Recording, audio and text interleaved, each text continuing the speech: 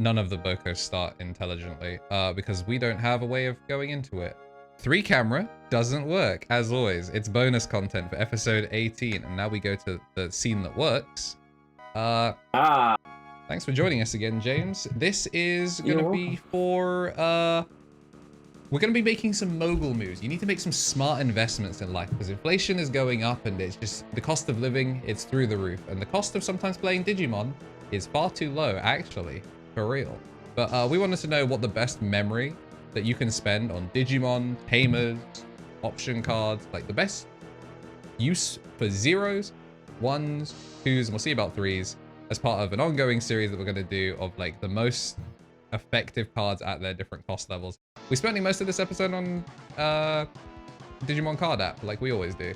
But yeah, any immediate biters for the 0 costs, the free stuff, the best free thing you can do? Yeah, I got one. I think Bandai got you one as well. They put it on a ban list. Oh, I didn't even. It might rhyme with MDF. Yeah, we did see it earlier. You know what?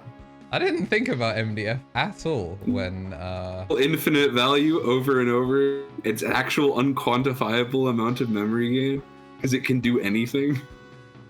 No, but you see, you've got to actually have the level 6 and the level 7 to do it, right? So it's so true, so true. James, you right, Mo. Actually, my bad. Scratch this one off the list, Andrew. I have forgotten the Digimon. They might have gone a little too hard here. It probably doesn't need to be on the ban list anymore. No, it's fine. It's fine. Let me have rumor for free. Don't worry. Oh yeah, exactly. Oh Jesus. Sorry, I heard it out loud for a second. I usually just think that to myself at night when I'm trying to go to sleep. Yeah, that's a solid one. James, was this also your pick before it started? No, it's actually not. It's a very good white card from EX2.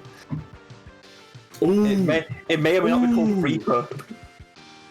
Oh, that is a great pick. Yeah, that's fantastic. Because you know what? That says 20 on it. But are you ever paying 20 for it? No, you're paying 0.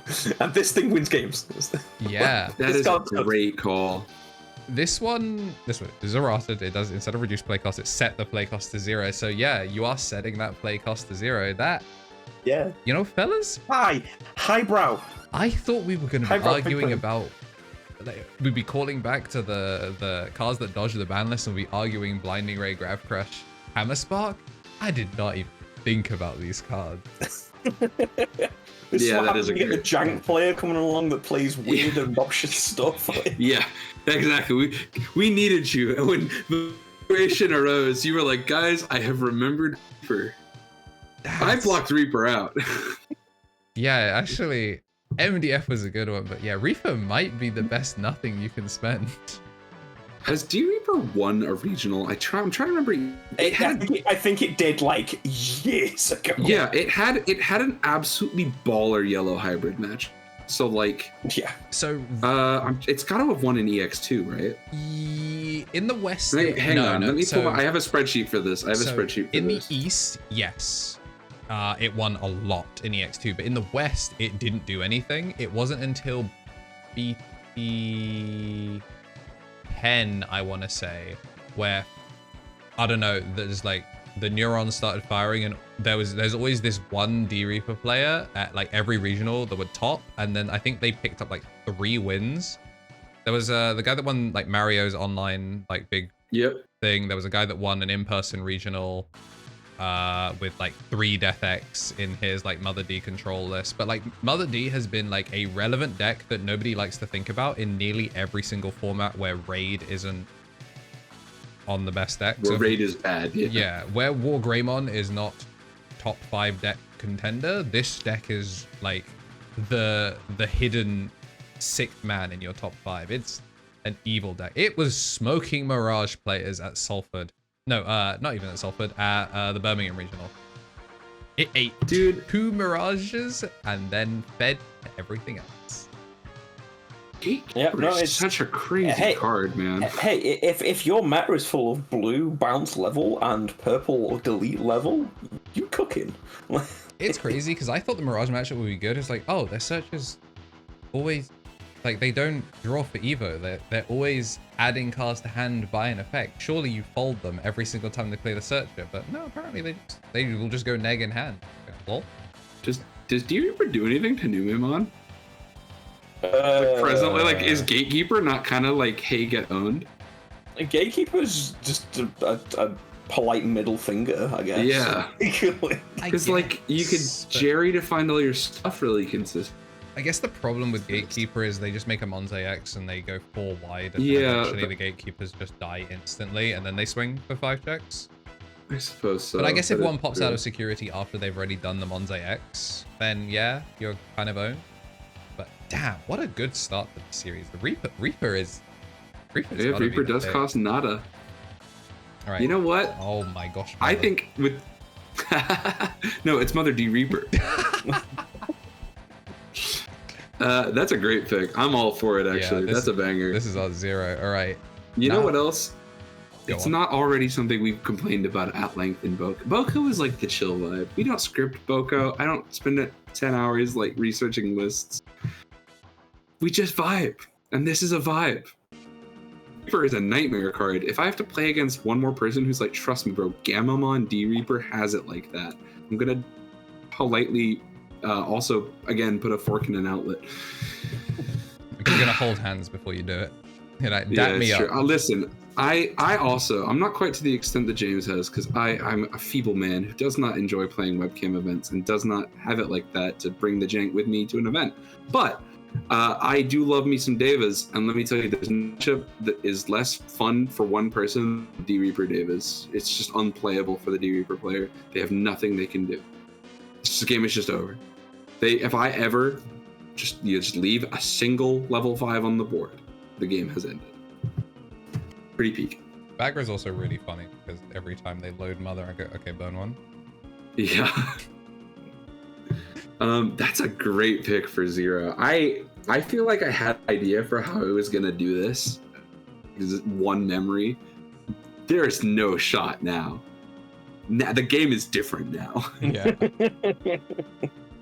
Can we use because it costs, let's be clear here, it costs 0 upon fulfilling the condition of a Mother D Reaper on the board. Yes. So could I be like, the best way to spend 1 memory is to like Kakaitis Breath a Paladin mode ace? Like that's a 1 memory swing, right? That is pretty good. I would say it's not consistently the best way to spend 1 memory, but you're also giving them back palliates. Yeah, it is. You should not bounce Paladin mode ace under any circumstance. That card is an atomic bomb. Oh, that's tough, dude. Yeah, I built best way to spend one memory, but like some of these are very like there are some 2 memory things that aren't really. I mean, we don't have to do these in order. As much as I was counting up, like 1 is a difficult one. I want to say. It's got to be calling, right? Because calling lets you do the most game actions in 1 instance. Because it's like for 1 memory, you could trigger hypothetically crazy numbers. Like, let's say you're like Alice McCoy in Birds. You could like calling, pop a bunch of bird stuff, and like win the game that way. Yeah, I mean, Lilith X has proven that now calling can be an aggressive. Like, it's better. Like, yeah. Deathclaw has been power cracked because you can just calling your Lilith X and Deathclaw something instead. Yep. And then go +2 in hand. But do you see directly below Calling from Darkness? Oh, what, on your screen? Yeah. Yeah, I see it. We've bitched and moaned about this card. Is this the best 1 memory you can spend? I'm gonna have to decline that based on 1 interaction I had on Saturday. Yeah. And that is the 1 card to its left. Yeah. This card is the bane of my life. This card is so crazy. Like, why pay 3 for Etymon when you pay 1 and just make him do it anyway? I love this card. I was running this card in Bagra for a bit, where I would, before making the Darkness Bagra, I would taunt something, shoot the thing next to it with the Darkness Bagra, pass them 1 and turn skip them by bursting 5 from my sources and taking back turn. It was so fun. I love Laplace Demon. And that's disturbed. transparently, like, this whole thing came about because Edamon Valt, like, arguing easily the best 7, like, spoilers for that video. So, like, a card that does it for 1 is... it's definitely a contender for the best memory that you can spend. I'd like to throw a spanner in the works here. Because that card has a hypothetical ceiling, right? You force 1 action on 1 Digimon, and you only get sure counter timing on 1 body. It is still very powerful, and presently counter timing represents like 6 memory of tempo before you even apply it when digivolving. So like really strong, really powerful. Like that's the high end, right? Like if you Laplace into a paladin mode, you can do some nutty stuff. But there's one card that I can think of, or it's and a similar effect that you can use, which is a little delicate plan. A delicate plan in conjunction with the right kind of degenerate format can represent an undisputable like 20 plus memory of protection, right? Like I like to think of like the old terrible like promo Emperor Greymon Agunimon piles that used to have to play in like BT8 to beat the yellow hybrid players because they just worked everything. I infamously checked 17 security at 17k with an instance of using this card. And let me tell you, that was a lot of memory you saved by not letting those options go off. Yeah, I think this is a strong contender. If you go through 2 Chaos Decks, I think you'd be hard pressed to say that wasn't 16 memory you're saving on the effect. That's a really good insurance. I actually kind of dig it. I dig it a lot. Obviously, not every deck is doing Emperor Greymon 17k 17 checks, but it was pretty tight. It really depends on what you value. Like, calling is so versatile. Laplace is like you said, Blast Evo, the biggest tempo swing you can have. And even if you don't have it, sometimes just forcing something to crash into security can just like sack the game, which is pretty cool. And then is insurance important to you? I want to say that ADP is also such an interesting one because it's some of the best 1 memory you can spend, to the point that people will also alter their deck ratios around it just to be given the privilege of being able to spend that 1 memory. It's like the most there are formats coveted. for sure. And then also Emissary is right. They should unerrata ADP. That's just a side thought I have. I should unerrata ADP. Yeah, it should stop Tamer's insecurity, man. The game has come far enough. I'm sick of losing a blue hybrid in BT17.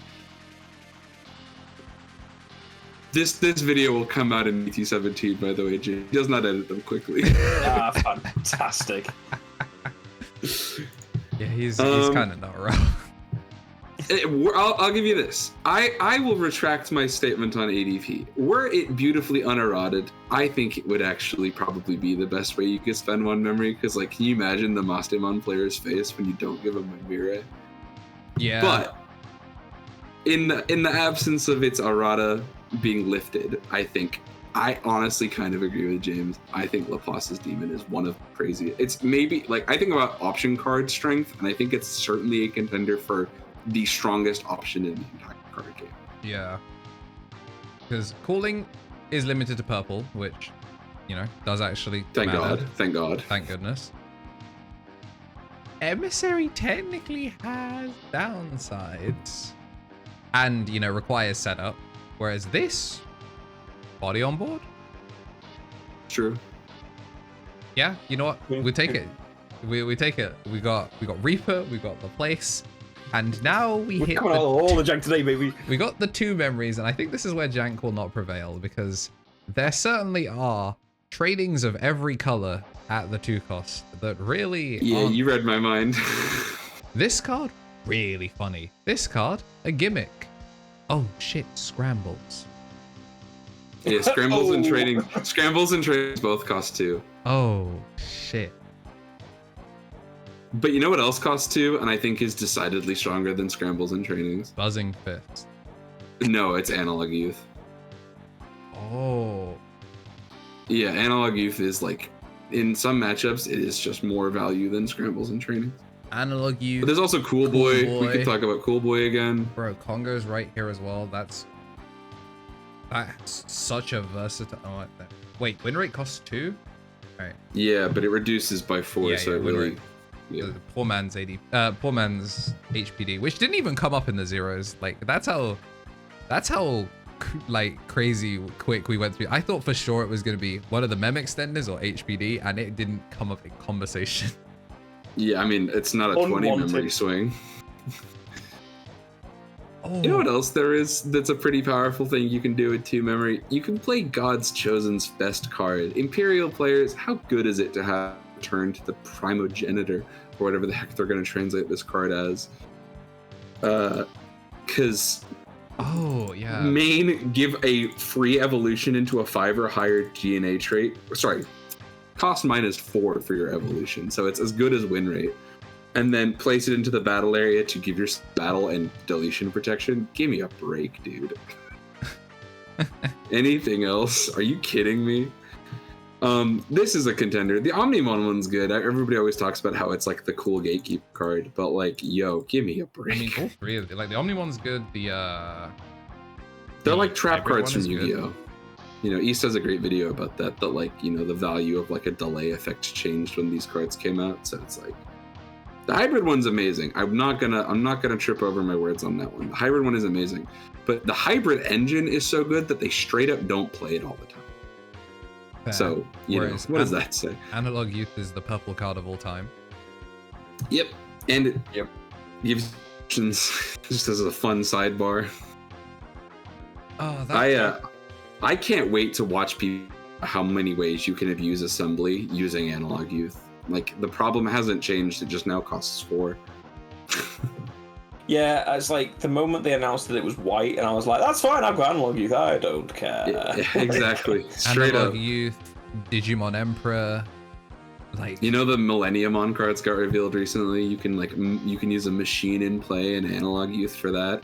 Or like the white Chimera is your source for assembly as well. Like, there's a ton of stupid stuff you can do. Anyway, that's not we're not talking about assembly right now. I'm getting a little worried about that card, but that's just because I have to play against it soon. Oh, okay. I have a crazy one. I keep thinking about this card. I've had this conversation with Harry a few times. You want to scroll right to the bottom of the promos here, Andrew. You'll find it. It's called Pawn Device. Yeah, okay. I was looking at it. Yeah, this card looks... This card's wild. Kind of brings into the question of like it's sort of a 1 memory swing, but it is a security bomb to pop 11k, add to hand, main draw 1 for delay, pitch a non-red option card to gain a memory. So this is like a reference to the original Hyper Coliseum card game where like the device pieces all worked in like, the joke is that it kind of plays in a similar way to like using a junk pawn to sack things off, but also like the security effect in Digimon, I guess they decided to make that removal as opposed to like the way Hyper Coliseum worked, which was like a fun rock paper scissors thing. It was weird. This card is absolutely nuts. Like if you just have the thing that lets you do is you can ignore color requirements if it's your first one. So it's really great to use 1 at a time, 1 out of the battle area and cycle efficiently. It's a crazy security bomb and it doesn't really clog up your hand. And if you're on a red base, you don't care about ignoring, because imagine like Karata stacking is incredibly frustrating. Yeah. This, like, if you wanted to, you could just set up like 3 of these and just go, you know, egg 3 from hand, gain 3 memory. Oh, it's specifically option cards. So like, I guess it would be a way of like Setcon squeezing out more game actions per turn as opposed to 1 pass. If it didn't say option card, this is a Belfmon card. Yeah, there's a lot of...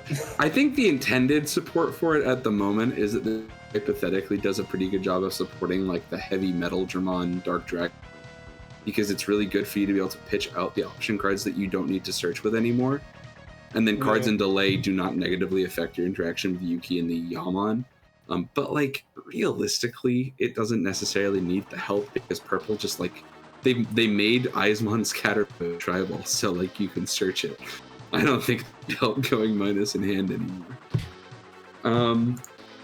I don't necessarily think this card has the like historic track record because it's literally only been made available in the last week over in Japan. I think it's like been some promo delays have taken place across Southeast Asia as well. So as of the time of recording, which is late June, this card hasn't got like a track record of being like, wow, everyone knows how crazy he is. But it will be pretty good one day. All right, so I guess the main contenders are Analog Youth, Training, Scramble. Are there any others that I'm missing?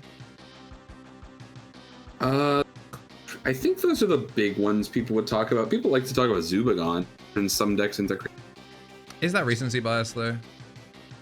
Nah, it's been doing it since 2021, man. Yeah, but it's been doing it in black, which is like the bad color featuring Alphamon. Yeah, it is true. So like, yes, your jank deck randomly Zubagons me to try and end the game off of a strange OTK. Cool. That's, you know, that's not Zubagon doing something cool. That's just the only second inherit that you have. That is a good point. I'll give you that. It's in the absence of a decent competition point, I'll give you that. Can we notice as well how Kongu has become more relevant since Aces have come out? Yeah, that's a great point, actually. Play cost like, hate is so strong. Because most of the megas now are like 7s. Yeah, so, like, only 2 that aren't. Like all the 5s and most of the 6s all get like, haha, no. To Kongu. It's like, and it gives you that crackback then if you need it. Especially against like Yellow Vaccine, where both of them, like, Magic Angemon's just a straight +1 to security, but Angelmon intended use cases go -1, go +1. Yeah, yeah. -1. Yeah, the Congo is really nice. I mean, in some aspects, versus Secton, it's like a poor man's ADP. You know what? That's not wrong. I mean, yeah, I'm down to give it. Actually, I think Congo does hypothetically represent a bigger tempo swing because it saves you X number of security, where X is the number of aces of this one. There's literally, I just had to triple check. The only ones that it doesn't, of 6s, it's just fighter mode. Fighter mode is the only ace level drop? 6. He costs 8 to hard slam. Right, and then the 7s past that, yeah, the 7s cost between 8 and 9. Because Crimson mode and Shine Greymon burst mode both cost 8. That's a good one though. You know, like aces, I mean, like they're not going to stop printing them either. They've been, I would describe it, a pretty good success point for the card game in this block. Like the 3 block and 4 block has really kind of picked up. So I think that's a good call. Yeah, I mean, also, is there anything else? H just famously said, like Alphamon is just the best black deck, therefore it's the best deck that gets to use Congo. And like, there's something to be said about just being the best deck that gets to abuse one of the craziest cards that they've never gone back to in terms of like design.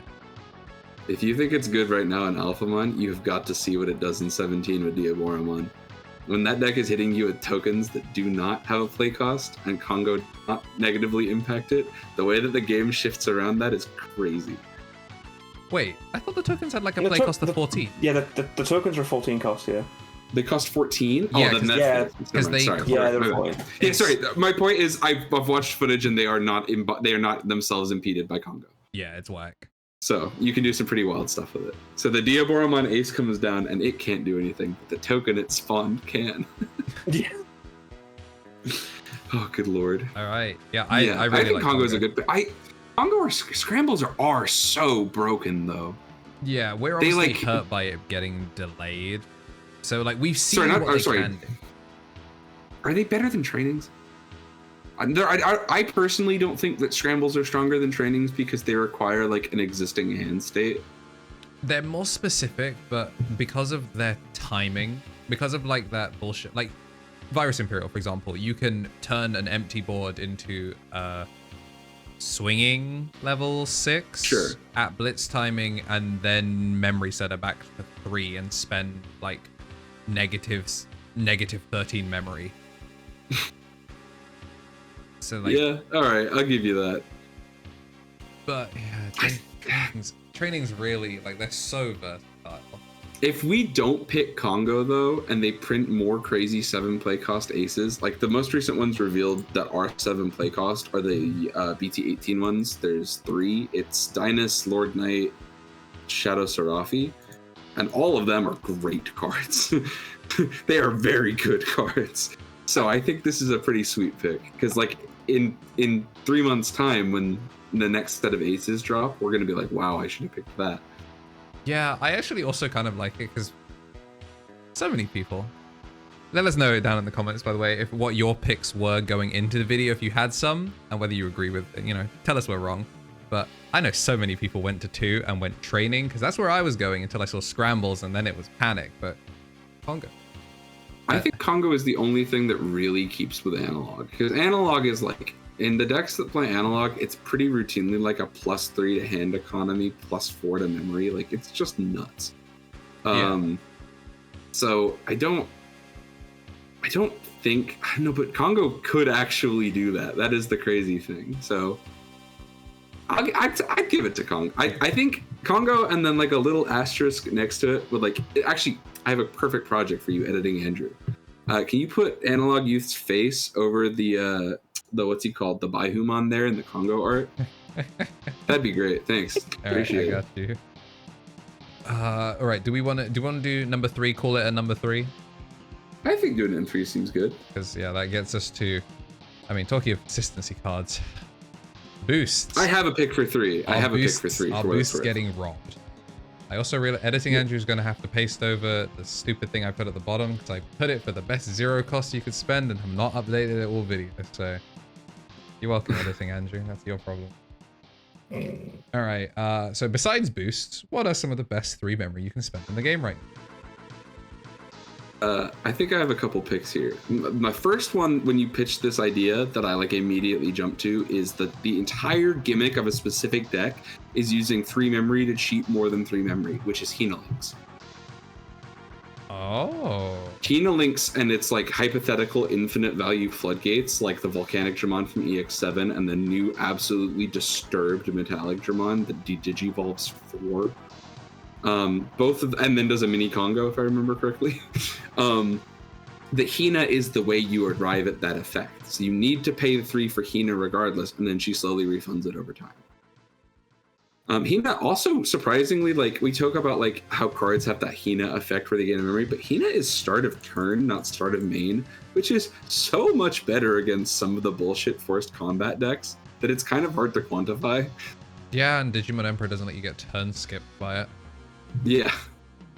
Huh. So I think Hina is a pretty strong candidate for it. The thing it also has is that like you get to do like every little trickle down bit of support for it gets pieces. So like let's start with Metallic, right? Because that is the one that I think people are like, oh, this is the reason you'd play this deck. This card got stolen by Apocalypse over in the East. It's Digivolve 1 everything, and then nothing with unsuspended Digimon until the end of the turn. That now beats aces. So it's like there's a lot of layers of like the future design space of Digimon has like not yet arrived at a place where it can beat this kind of effect, and getting it without paying 12 to on-play a dragon is nuts. I dig it. All right, so we got that's my 2 cents. Hina is a good pick. James, you got any non-boost 3-cost jank? Yes, in a sense. In terms of generic like versatility, reload plugin Q. Ooh. Oh my god, that's a wild one. Reload plugin Q is actually unironically a really good card generically. Yeah. That's crazy. Yeah, like when we were going through the 2s, I did like every time we kept scrolling past the plugins, I was like, man, I do love these plugins, but they got power curve so hard. I would have in an alternate universe where we didn't get trainings and then scramble, I would have loved to argue for a plugin and like which plugin's the best one. But yeah, some of the plugins that don't cost 2 are kind of crazy. You didn't spend VT15 playing Devas against Sakuyamon. Let me tell you, there are plugins that have not been power crept. That is a bad time. But yeah, like this, like it's for like your decks that have like all your battle protection but no all your like effect deletion protection but no battle. This is like your filler hole gap, because it protects from battle, which I find quite amusing. It's like the amount of protection based decks at the minute that are like, oh, can't delete by effects, but if you punch me in the face, cry a bit. Like, this is just sort of your way of going, no, you. This is so good for those partition decks. Yeah. Why is nobody messing with the? I mean, I guess the format's too fast. Is this That's out? so wild. Is this out? Is this plugin dropped. No, this isn't a thing yet. Yeah, Sorry, not in English. My bad. Yeah, because I think Pause is our most recent one, right? Pause. That's one we have in English. X5. Yeah. I This don't dropped know. in Japan with BT17. Yeah, so I think Because it was part of why the new Sakuya stuff. My bad, I forgot. Yeah, it's a good sick. one. This is really cool. This card's really annoying because when they use the Biomerge Rika, they basically also get battle protection. So they make it like a barrier, protected monster that you have to deal with in like 3 different ways. It's also so annoying. It is also interruptive. So even if you did barrier, wait, would you have to barrier first and then use this? Because otherwise you'd just be loading it and burning it. Oh wait, it says the bottom security card as well. It's the bottom security. Okay, so you don't get it back you can away. manipulate. Yeah, you can manipulate the pieces you're using. Okay. Also, if it's your last security, let me tell you what happens to stupid Sakuyamon. Yeah, that match takes 10 minutes longer than it should have. Yeah, I'll be honest. I was reading the security effect as the main effect. I was like, yeah, I mean, it's like -1, kind of annoying on a 3-cost thing. No, the security effect, so it goes off multiple times, is way more annoying. It's really strong. Oh, this is a fantastic pick. I think it's fun that there's a lot of good security bombs here. The only other card that I want to highlight that we haven't, I don't personally think it's a better pick than Hina, but Suka's Curse is a really distinct, unique card, and 3 memory cost, I guess, is the number Bandai was like, yeah, that's what it costs to absolutely ruin someone's run. It is essentially like polymorph for Digimon. It's wild. It's one non-white Digimon can evolve into Sukamon in its name, nor in the Digivolution requirements, and in security, it is end of turn, change an opponent's Digimon into 3 KDP white Sukamons. So, totally nuts. Anything that sets Digimon's DP is like so good now that we have lingering DP minus floodgate effects. And then the deck already is playing Edamon. So there's a lot of good stuff you can get out of Suka's Curse. Yeah. But it's also kind of like an archetype training. It's super weird. My main problem is that at least in all the games I've tested and played against, very rarely is Suka's Curse being played for 3 costs. Like, yes, in theory, it turns your Chumons into a Sukamon. It also says ignoring color things, so you could turn like a level 6 into a Sukamon if you wanted to, because you know it's a non-white. Like, you could just revert down if you needed to, I don't know, build up some giga stack. Maybe you're playing for some crazy Ragnar Lordmon like ending board state and you need to put more sources in. Suka's Curse could do that, but realistically, this is a card that is a garnet that goes into your security and you are not paying 3. Especially because you have to have black and yellow as well. So if you're trying to do it on a Chumon, you have to be on like the 2-color Chumon most of the time, or you have to have some sort of additional setup. And one of the 2-color Chumons is unplayable, and the other one reduces the cost of your Evo anyway. So why are you paying 3 to evolve your reduced cost Digimon without paying the cost? So like, if you're spending the 3, it's like Targetmon. If you're spending the 3 to use this card, something has gone horrifically.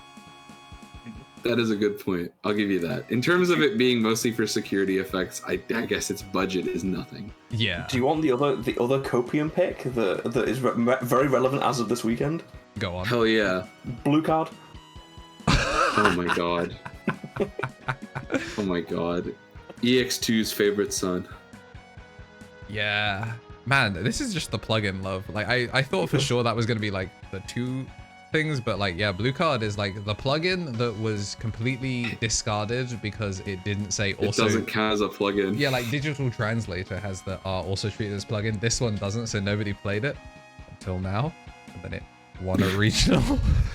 The value to the moon. The event yeah, it's actually crazy. Yeah, I still got mine. Good lord.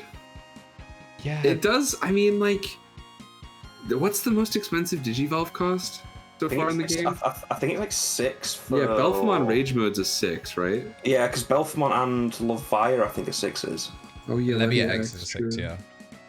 I think there is a 7. 5. Hang on.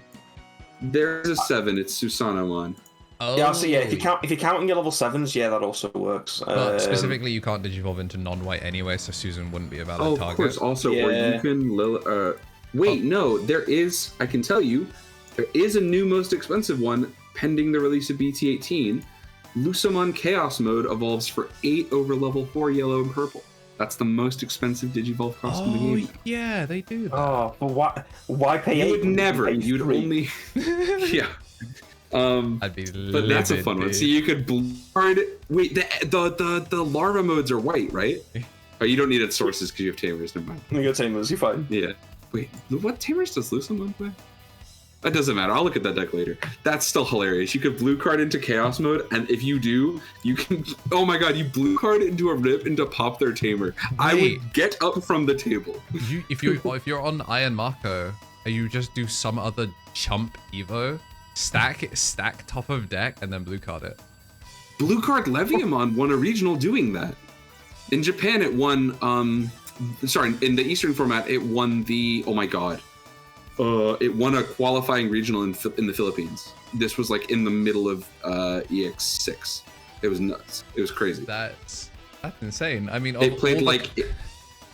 Oh my God, what was it? It played like Impmon mill bases, so that Ayamako had more things it could find, and then because it's a Demon Lord, it still finds the Demon Lord. But the piece de resistance was it played BT5 Black Wargreymon to give it an unsuspend by popping the Impmon. So you'd gain a memory because Leviamon was there and saw a Digimon die, and you'd unsuspend. Yeah, very good, very stupid. Well, I mean, of the cards we mentioned, besides the obligatory boost, the only one that's got wins. So no. Yeah, that is true, actually. KnTElixar never won anything. Sorry, Jamie. Yeah, I mean, for the clickbait, right? Pardon me. For the culture, we have like morally obligated to choose blue card, right? Yeah, and you should go and get the event pack 1 from your local card market enthusiast. Yeah. Not me. I don't have any. I sold them already. All right. I know a few of those. Diamond, and I'm about to flip mine for a crisp. Do I need to go and buy out the market real quick? Don't worry, this video will come out in like September. Or I'll. That's fine. That means I bought all the cards out. That's fine. Then that's true. This is what you find out. I'm gonna break sequence, and even if I do, it comes out a month later for the public. So if you're watching this when it comes out publicly, unfortunate, long day for you. James has already bought every single blue card in existence. He's like Seto You now Kaiba. owe me like £14 per copy. Deal with it. Oh. But if you are watching from a month in the future, how crazy was the ban list they dropped? That joke is gonna land eventually. I gotta keep calling my shots. Yeah. Last time I said they were gonna hit Patamon. I don't even have the hope for that anymore. Yeah. Anyway. You know, this gave me a lot of hope for this series because I came in with very like boring white bread ideas, and James is always here with 3 different seasonings. Like, let's cook. Yeah, you brought the absolute top, like, just spicy. I don't want to play the meta. I want to play something that's gonna either break it or break me as a human being. So. I had one. I did the math wrong. I was really excited about it. I'll have to save it for when we do 4. But there's a certain Machine Germon card combo that I really wanted to highlight. That I'll have to save for another one. But if you're in the comments watching this because you're a channel member, like Machine is a deck that I think has a lot of like stupid low memory printing bullshit interactions. So let us know if you've got any, if you thought about some Machine ones, or if you thought about some other jank. Because we got a jank expert here who'll probably actually have outfight you. Because who the hell remembered Reaper? Yeah, I will say before we get flamed for it, like Joe was also one of my 2-cost/3-cost cards of all time because, man, he does a lot. But yeah, the 2s and 3s are so stacked. We gotta get Derek for number 4. We needed like seasoned jank enthusiast for like all of these because clearly I am of no use in this segment because I'm only thinking about normie cards for normies. Rowdy Rocker. Oh, wait, no. No, Rowdy Rocker cannot be allowed to be. You can't put it in another video. I saw the card. No. But James, did you ever see the Infinite Battery? The infinite battery? Yeah, you put a Coronamon under a Coronamon and you can do the revert twice. Oh, yes, no, I have seen that. He's a monster, and he used to just do that to make his turns take longer. Yeah. Rowdy Rocker honorable mention. So, friendship with Joe Keto over. Rowdy Rocker, my new best friend. But yeah, this was the Boko. I like when we do not just color of all time tier lists. We still do need to finish those, but James, thank you Oh for... my god. I'm so sorry you were wrapping that up. We gotta talk about Starmons. The BT5 one has an hypothetically infinite number of shrink for 3 memory. I mean, splash it in Diaboromon. I mean, we were talking about D Reaper earlier. This is a D Reaper card. Like, it is a D Reaper card. Yeah, it is a D Reaper card. This I forgot. Like, what rookies do you play? 3 Starmons because they kill things. It's like, yeah, they do that. Yeah. Oh, you have the rookie that stops him reducing play costs. Not anymore. Yeah. Bye bye. Right. Sorry, it came to me like a vision. There you go. Okay. Attempt number 9 at like us finishing things out, but yeah, this series very good. Thank you, James, for coming to the podcast and also sticking around for the bonus content. This will come out when it comes out for the public. Become a champion, so you can see these when I edit them, as opposed to a month in August. Months, yeah, before my birthday. But yeah, this is us done for the night. See ya. Catch you later.